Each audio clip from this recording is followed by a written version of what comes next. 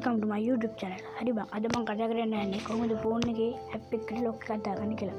මෙන්න මෙහෙම setting එකට ගිහිල්ලා මෙන්න search bar එක ඔබලා ඇප් ලොක් කියලා search කරගන්න ඕනේ. මම දැන් search එකේ තියෙන හින්දා මෙතන බලනවා මම ඒක click කරනවා. එතකොට මෙහෙම ඔයාලට වෙනවා ඇප් ලොක් කියලා වැටෙනවා. ඒක අපි click කරාට පස්සේ අපිට තමයි password එක ගහගන්න.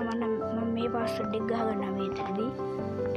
හරි මෙහෙම password එක ගහුවට පස්සේ මෙහෙම පේනවා මෙතනින් ඔක්කොම බටන් ස්විච් ඔෆ් වෙලා තියෙන්නේ. දැන් අපි හැම ඔයාලට කැමති ඇප් එක ස්විච් එක ඔන් කරගන්න ඕනේ.